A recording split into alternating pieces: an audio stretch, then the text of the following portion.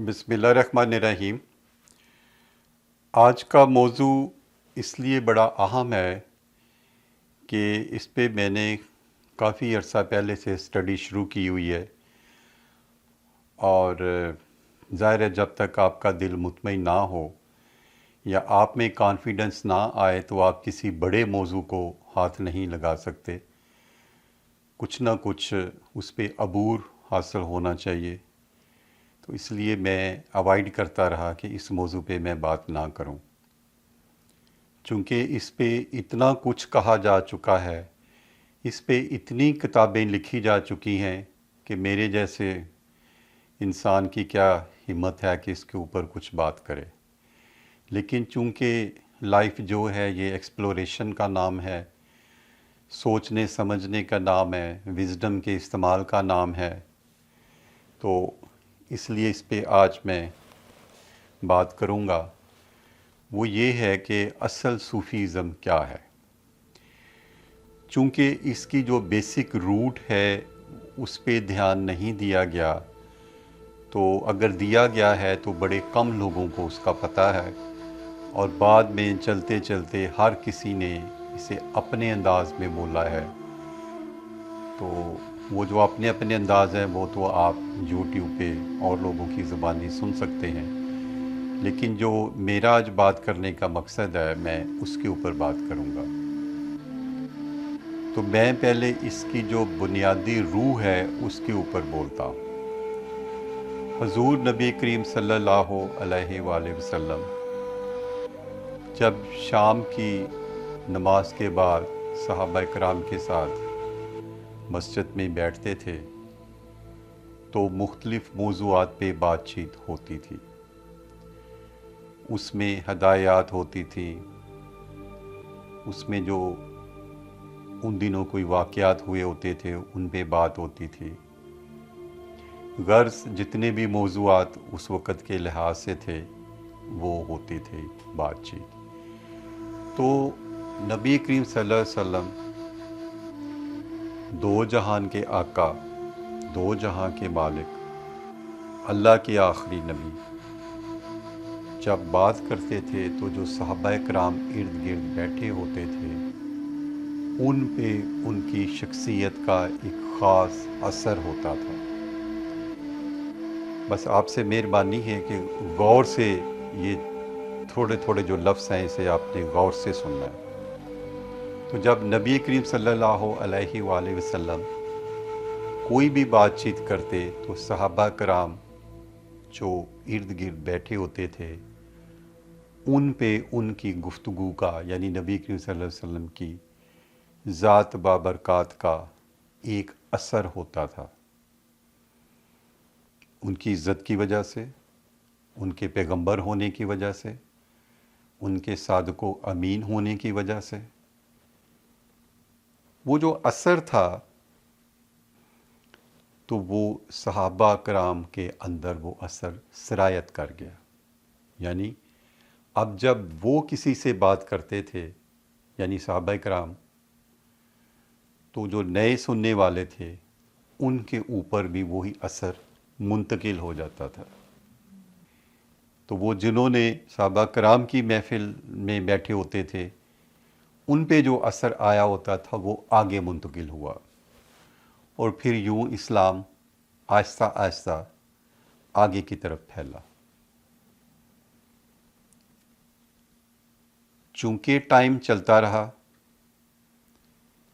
ये एक नस्ल से अगली, यानी सहाबा कराम से आगे, उससे आगे, उससे आगे, तो काफ़ी अरसे बाद वो जो हुज़ूर सल्लल्लाहु अलैहि वसल्लम से उनकी कुर्बत में बैठने से जो असर, अभी मैं लफ्ज़ आगे नहीं बोल रहा, मैं असर तक रखा हुआ है मैंने अपने आप को, जो आगे दूसरे मुसलमानों में मुंतकिल हुआ वो आहिस्ता आहिस्ता असर, इन्फ्लुएंस कम होना शुरू हो गया।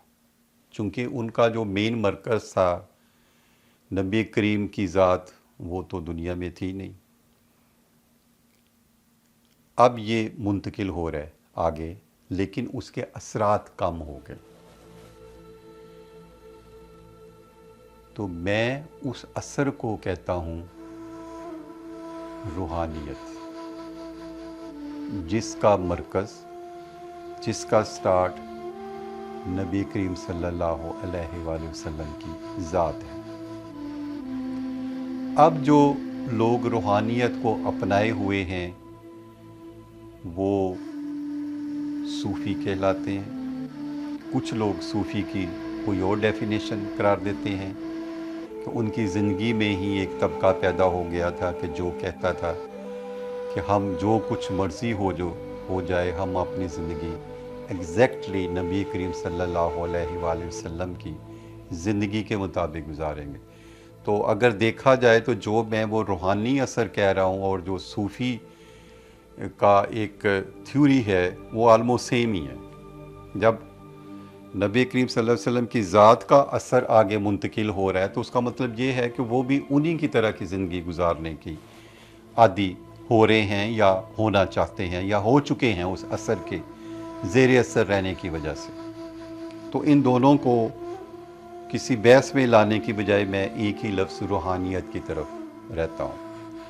اب دیکھیں جو بالکل ایک ریالٹی ہے ادھر واپس آئیے گا کہ نبی کریم صلی اللہ علیہ وسلم کی زندگی میں ان کا جو شخصیت کا پاور تھی، انرجی تھی، وہ جو منتقل ہو رہی تھی، کیوں ہو رہی تھی؟ نمبر 1، وہ خود ایک سچائی تھے، صادق و امین تھے، ایماندار تھے، ان کے اوپر وحی اترتی تھی اور اللہ کے آخری نبی تھے، تو اس لیے ان کے اندر اتنی پاور اور اتنی انرجی تھی کہ وہ منتقل ہوئی۔